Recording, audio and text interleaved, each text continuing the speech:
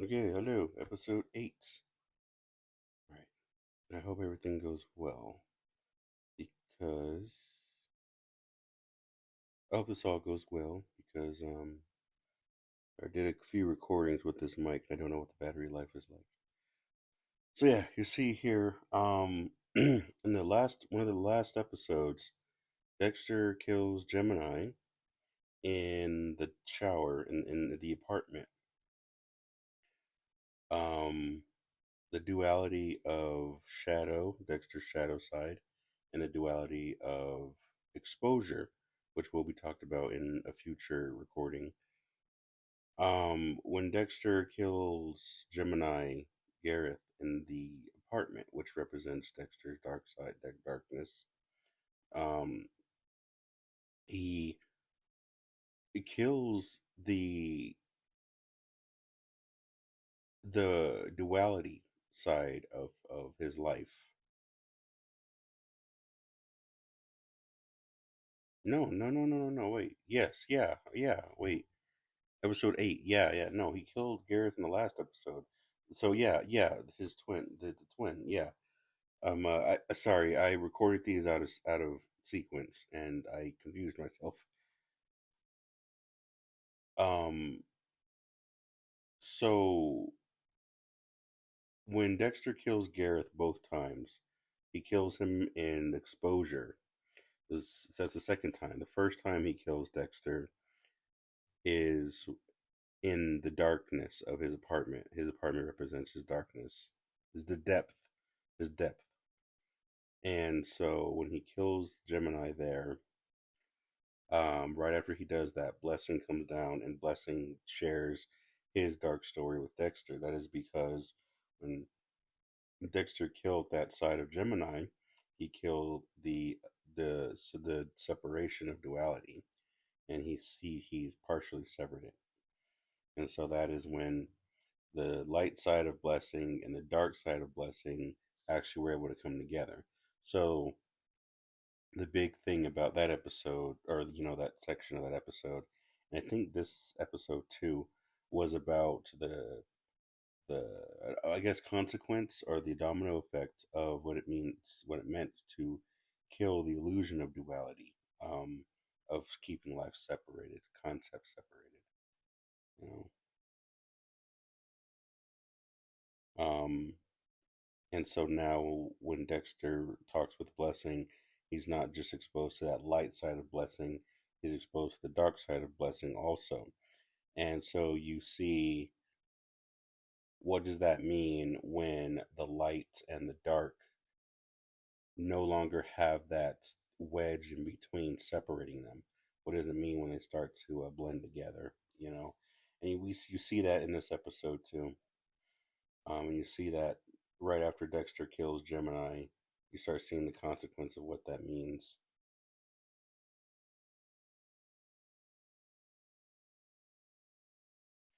That when Batista went in his phone and started recording, that's actually one of the recording devices that I use. That's exactly how it looks on my phone, on my thing. Yeah. I'm almost done unmixing. Look at that, number one New York dad. Oh, oh. Hey, Red.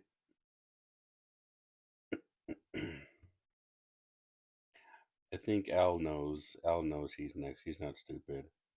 He's like, "You want to grab a drink?" He's like, "I gotta see Hamilton tonight. I'm sorry." I think Al's instincts knows. Al's not dumb. He knows. He's the homie. He's the boy. I come over here making noise, huh, buddy?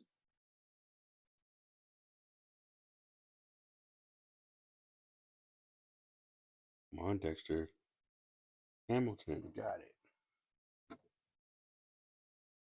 It's a musical. Boop. That's crazy. Be hungry at the end. All right, yeah. I love those little details. I love the way he hangs up the phone and walks away. Like he had no intention on seeing Dexter. He's like, nah, I'm not gonna see this dude. Oh, buddy. Oh, buddy. Look at that face. Look at that face. The kill room where it happens. Leon Prater.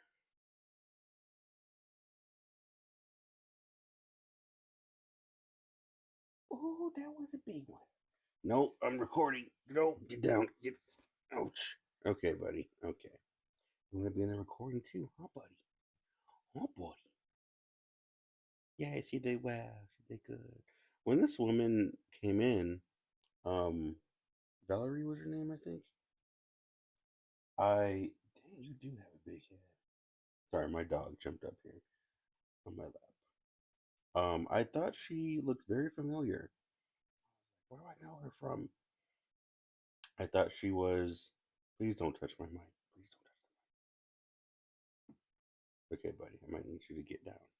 I thought she was Madison from The Sweet Life of Zack and Cody.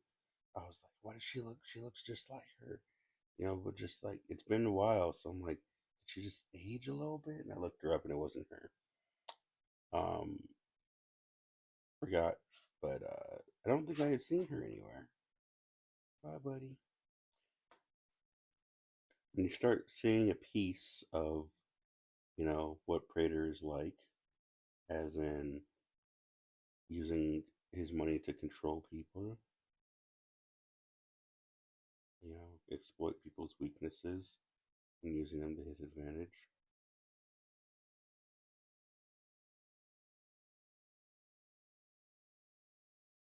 And I wish I knew the symbolism of this room because I think this room is the regroup room, is as in we need to plan what we're going to do next and we need to figure it out. And I think that's what this room symbolizes.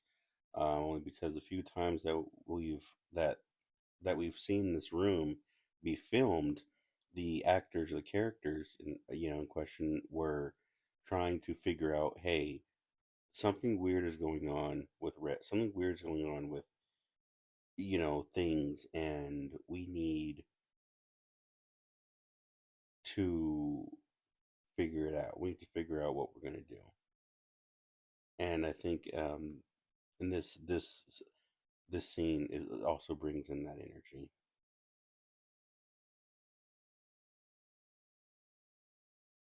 To keep you safe.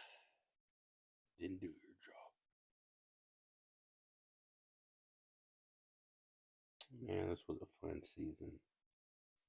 I'm not gonna lie. This was like I love the 10 episodes. I think the 10 episodes are great.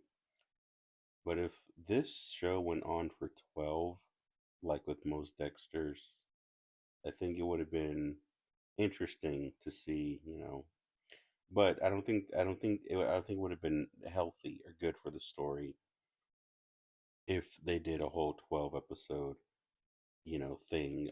Mostly with Dexter, they have the first 2 episodes to warm you up a bit, and then episodes 3, 4, 5, and 6, get a little bit more intense, and then the second half of every season, the whole chemistry of the season is flipped upside down.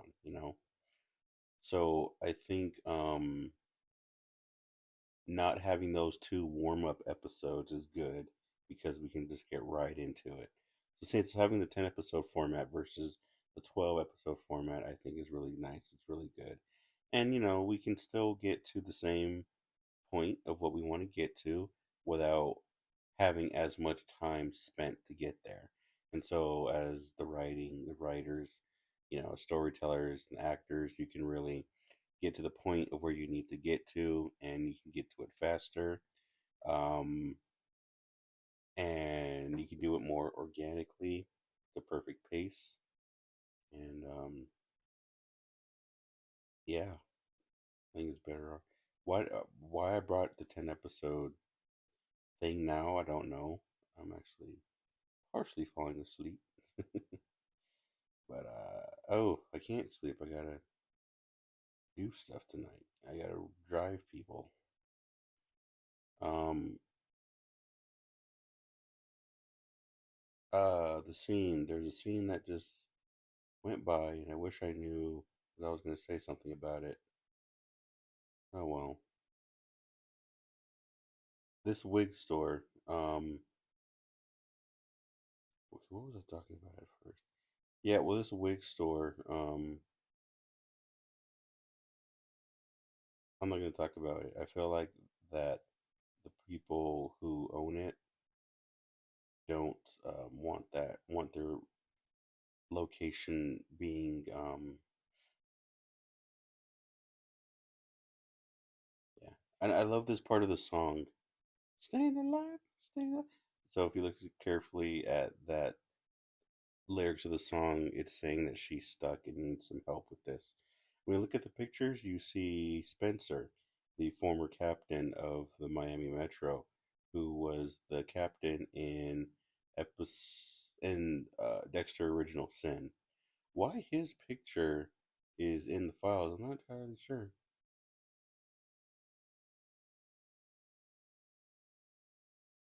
Leon Prater.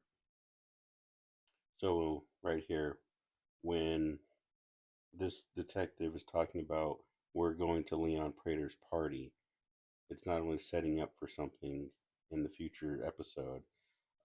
Forgive me for I recorded episode 9 already before I'm doing this one.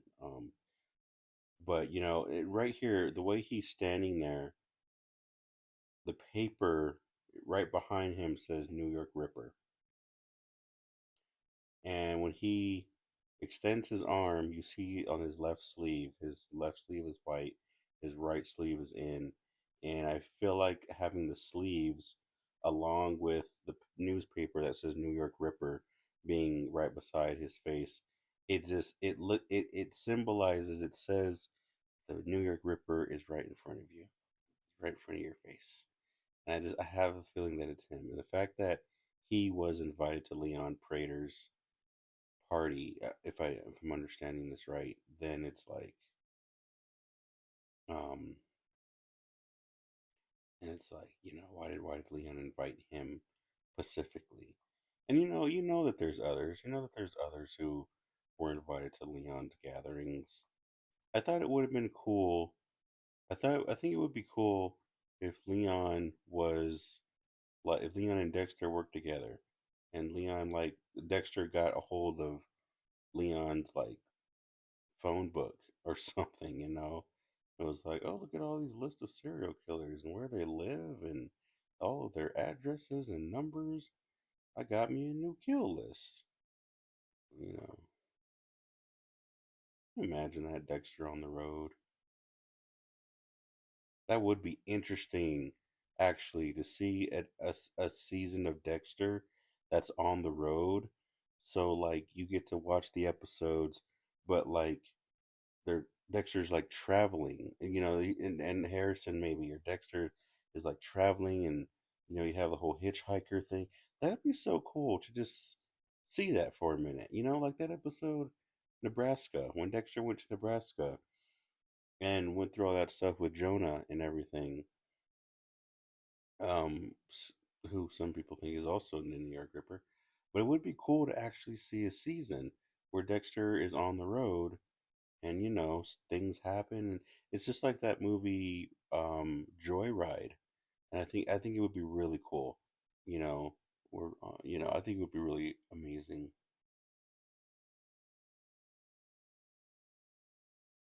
So right here you see when Dexter's going through his acupuncture and she's very upset right now. These characters are really feeling the effects, they're emotionally distraught, feeling the effects of the fact that Dexter killed Gemini, which means Dexter, as I keep repeating myself, I need to stop, but Dexter has killed the duality within him, separation of duality. So now that Dexter's killed duality inside of himself, the world of light and the world of dark are now fusing together in every concept of his mind. now that he's killed off the separation of them, and now that's being represented in all these other characters in the show. And now there's her, who she's happy, but whereas before she was happy and her dad was a problem, now she's over emotional and her dad is still a problem. It's like, what changed all of a sudden? Why are all these characters so emotional in this episode? And why are they all just so so grr? And it was because yeah, Dexter yeah, killed Gemini, and now her opening up, Dexter's chakra points. It's like or meridians, I guess. I don't know. It's like, sorry, I think I just passed out. Anyway, it's like he is also getting a sense of clarity and balance, within himself. Let me see if I can drink. Oh, I got a swallow of almond milk.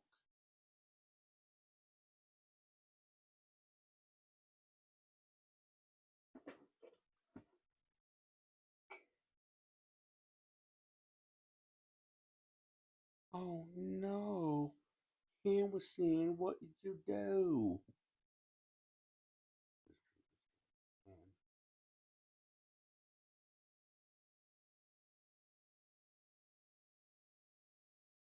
That's crazy. 2 hours and 45. That's like the drive from my house, my home, to Ruidoso.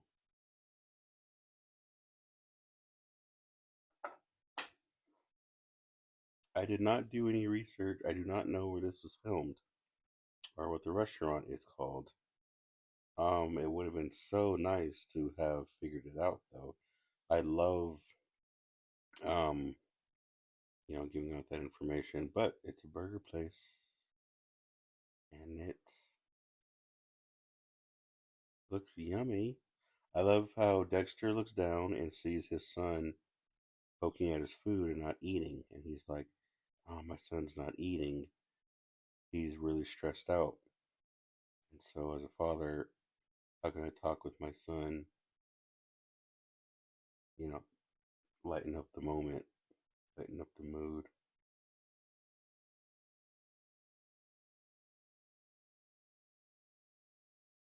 And as Dexter's, talking with him, make him feel better, put him at ease. And then when he's like, "I got you, I'll figure it out," and now Harrison's able to breathe, and Dexter's like, "Yes, my child's appetite is back." Um, so now he feels better. That's beautiful when you can do that for your child, for your son. And now here's Dexter trying to balance out his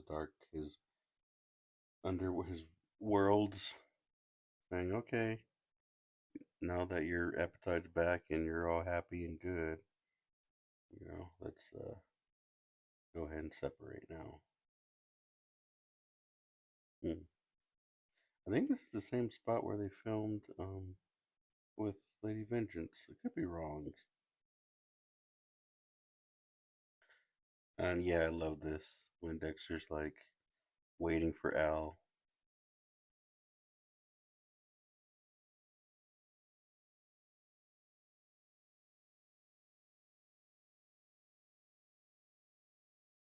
I remember I laughed so hard. Dexter's like,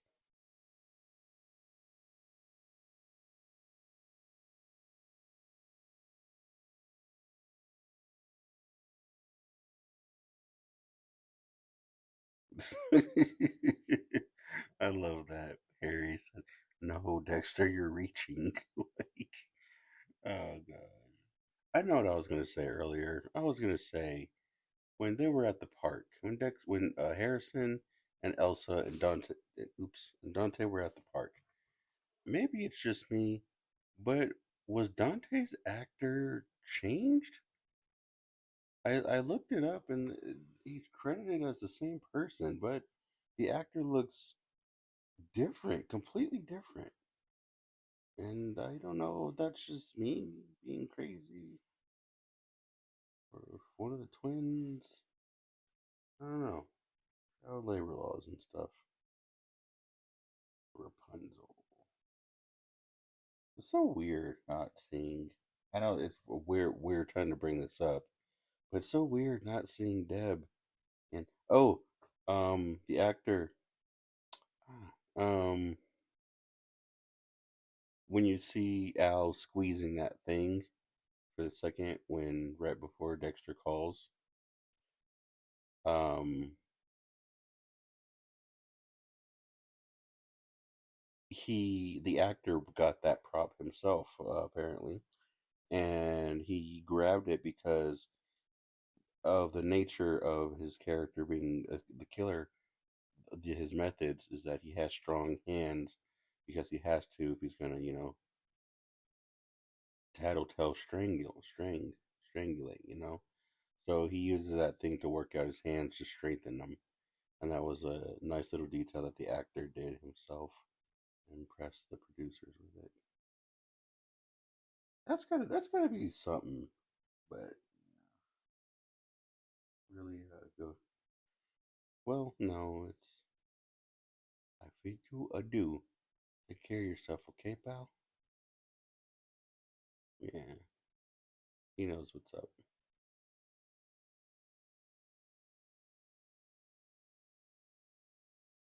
for now. The concern about Dexter killing Al is Al in a way symbolizes Dexter's ability to balance out his family life and still be a serial killer. So we go back into season 4 and how Al is really like Trinity, except for it's the non invested version of Trinity. So Dexter, I think, still has some karma to deal with when it comes to Al. And I think Dexter's not quite ready to just kill Al because by killing Al, he kills off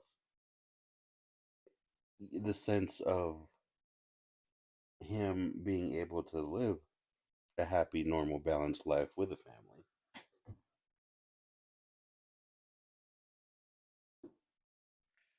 Dang, this is so weird. Um,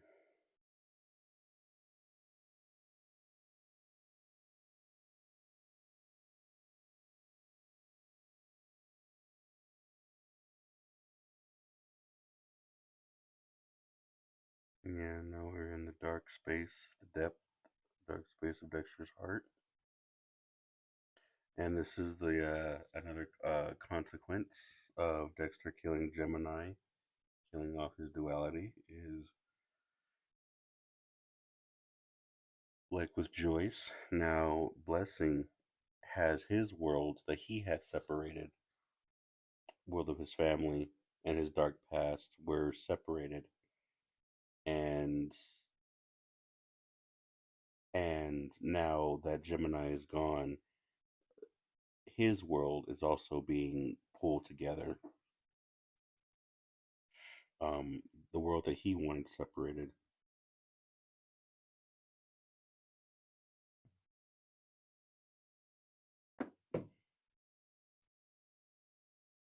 You betrayed me. Now Joy is upset. Now Blessing is upset.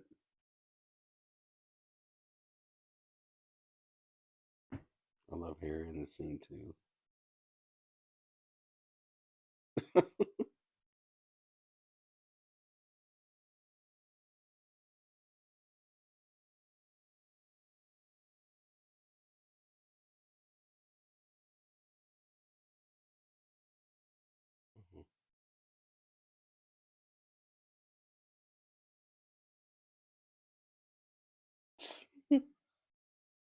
Is this your version of angry? Oh,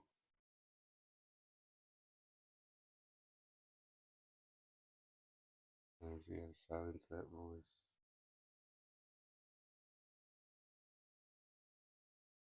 This woman, Rachel Paula Green, I believe. Um, Amazing woman. I believe when she was young, she got into theater. And so, from what I understand, she still does shows around. She travels around and still does shows at clubs.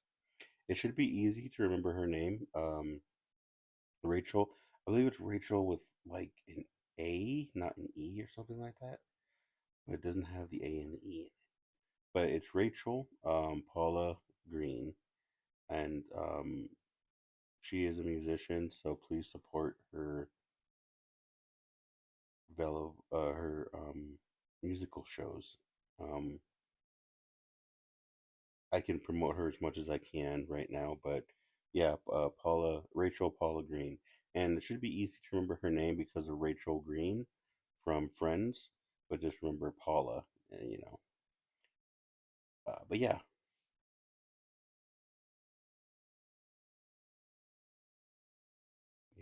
yeah, Harrison showed a lot of restraint by not killing this guy.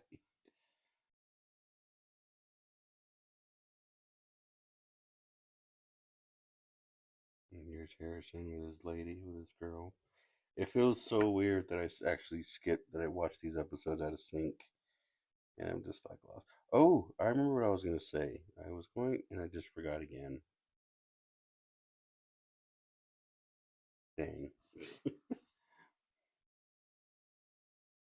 I started explaining something earlier on, and then I forgot it. I just remembered, and I just forgot it again. Wow.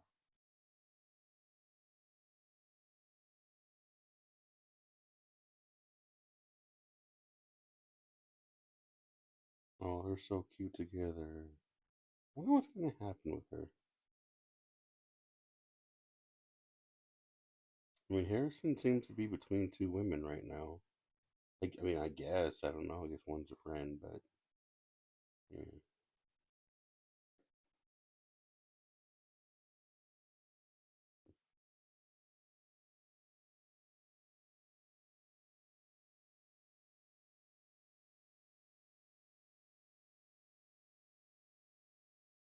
Oh, Dexter's about to get him.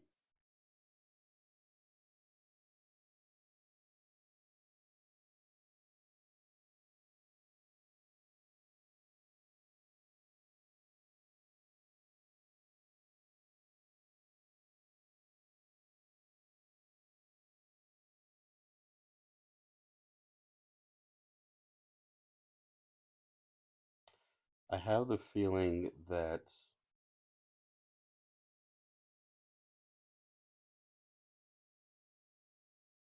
I don't know. I wish I knew what this character symbolized. The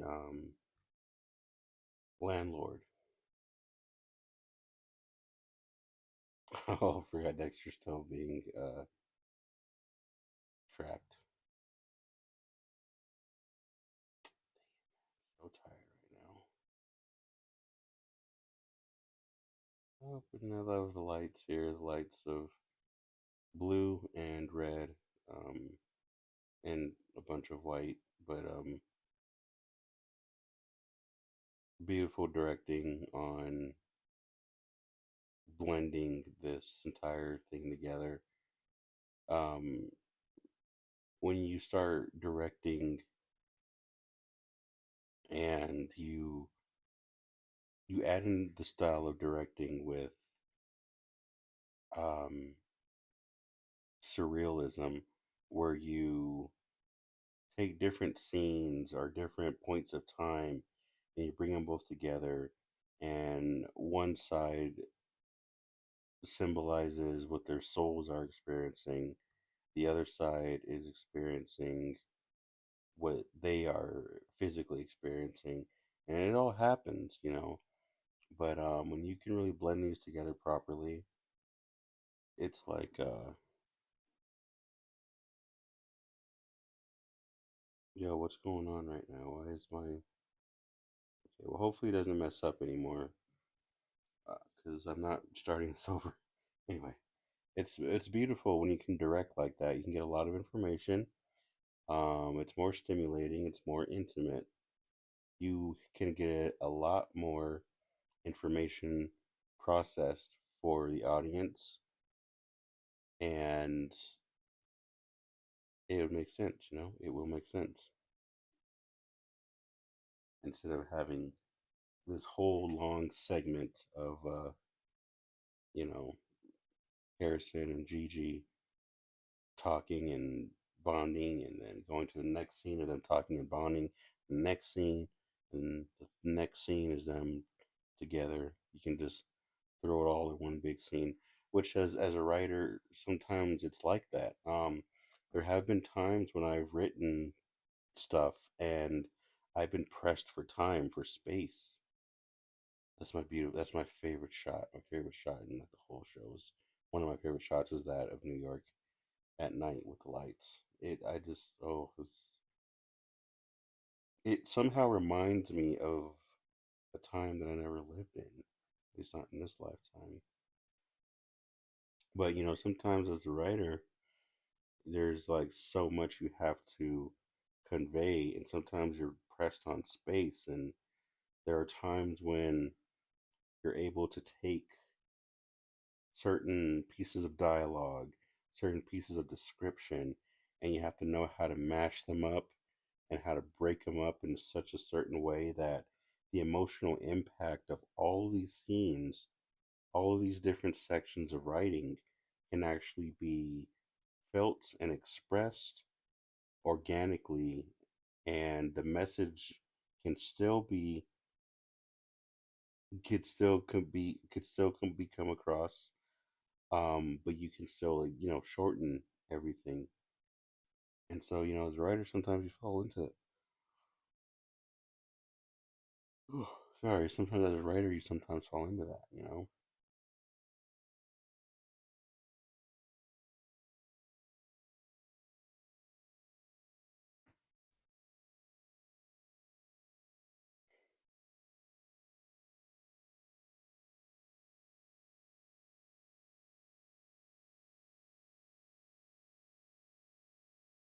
Mhm. Didn't like that sound.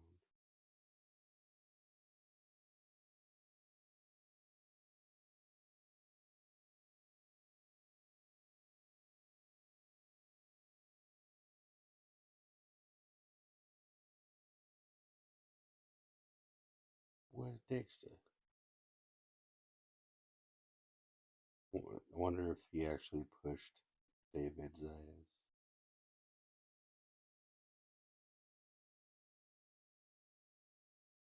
first.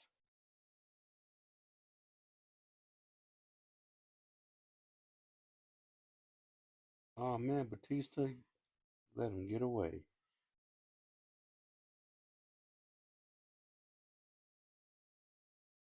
Dramatic music.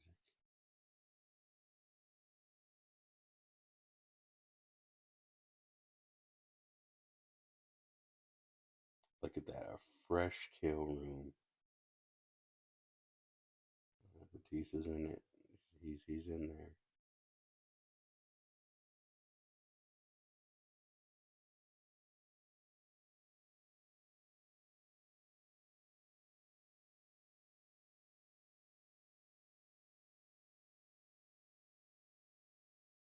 Man, this episode, just watching Batista do this reminds me of season 8 of Dexter, when Dexter had his family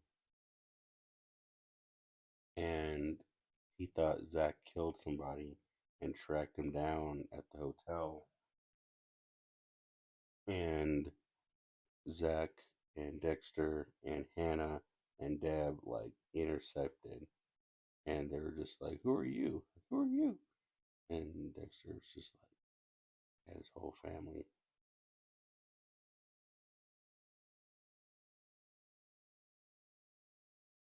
I wish they never killed Zach. I wish they never killed Zach. I think that was just one of the stupidest ideas that they did in the show. They should have just let Zach go. But he his death really felt unjustified. It felt really unfair. But I don't care. I think Zach should have lived at least. But Zach kind of Zach being killed off was so, I guess, important to the psyche of the show because them killing Zach off in season 8 kills off the idea of Dexter teaching Harrison the code and Harrison following in Dexter's footsteps. Um, Zach being killed off kills that plot line of Dexter's entity's mind, which is teaching the son the ways of the father, and it being passed down as a legacy. So I understand.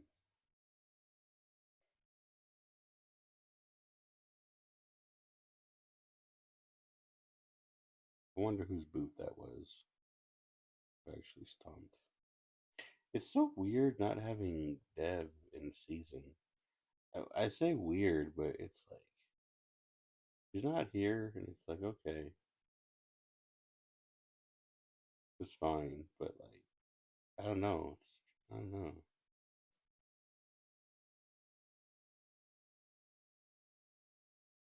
Poor Dev. Unfortunate.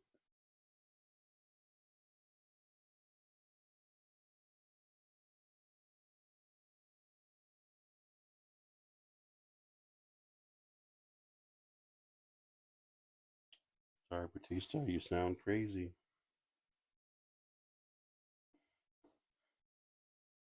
Why isn't this working?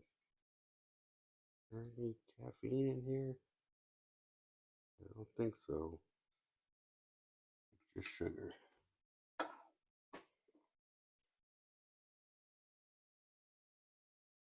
The Bay Harbor Butcher. Did he get his name identification?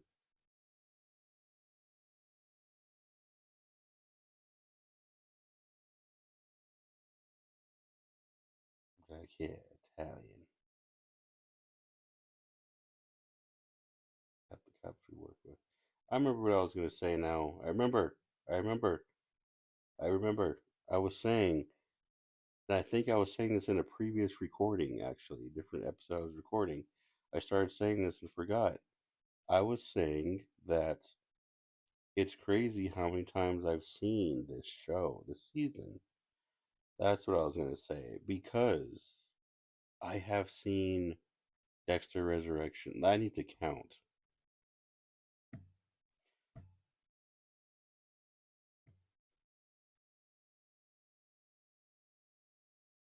By the time the final episode of this show,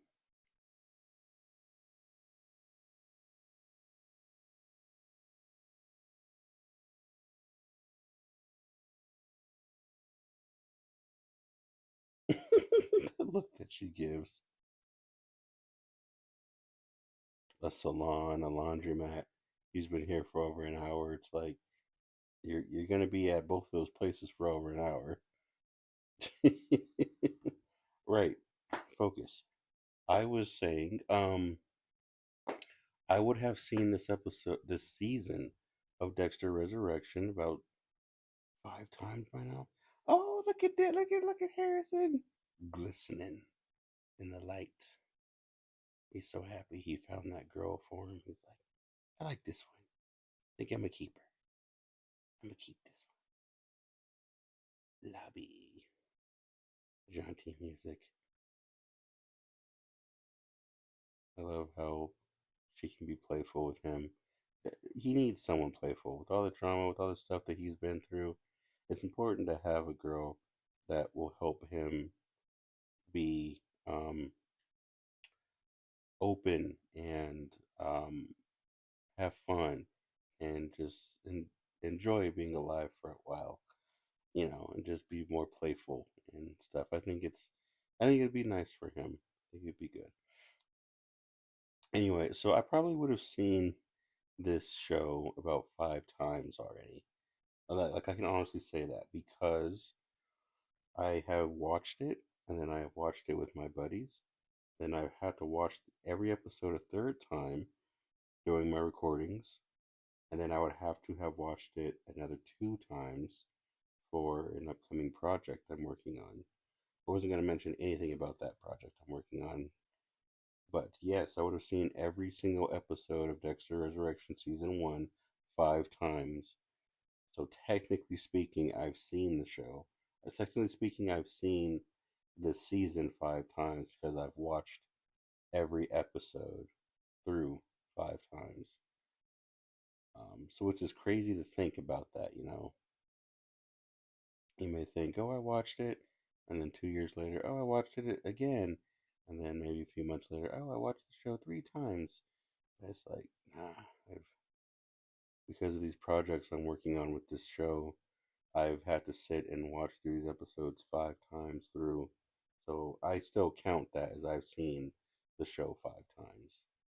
Even if I've watched one episode 5 times, the next episode 5 times, the next episode, it wasn't just all 10 and then all 10 and then all 10 5 times, you know. It's still the same amount of watch time. I love Dexter being scared in his apartment. He's like, I know he's watching me. Where is he? Here's Quinn. I love how Quinn just pops up. It's like Quinn, yay! It's like we know that Quinn's around, and Masuka. I apologize for. Oh, that's the new Dexter in the background. I apologize for not knowing the name of the victim that's on the ground or the actor. In this scene right here, as Quinn is talking, I think Quinn has enough experience and he knows what's up. I think Quinn knows what's up, and when she calls about Batista, Batista says what he says to get, to kind of, straighten things out or whatever. Because what happened in season 5 with Liddy, Stan Liddy, I think what happened in episode 5 with Stan Liddy, Quinn still feels like he owes Dexter when Stan Liddy's blood got on Quinn's shoe. And LaGuerta, questioned him and everything and was like, why do you need a lawyer? And Quinn was like, I just can't talk. And so Quinn could have been arrested and sent to jail for having Stan Liddy's blood on his shoe, and Dexter cleared the blood and was like, no, it wasn't Stan Liddy's. And so I think because of that and because of Deb, Quinn owes Dexter, and I think Quinn knows about poking around at Dexter's past and poking around at Dexter's life, and I think Quinn knows better. So when Batista, when he gets this phone call, I think Quinn is like he's on it right away. He's like, okay, I know what's going on, and I think right away he kind of plays dumb because in a way he has Dexter's back in a sense if he's trying to pay him back, and he's also maybe trying to help save Batista from going down this path. He's like trying to tell the cops like, yeah, no, he's unstable. They'll make him stop going down this path. It's not going to end well for him.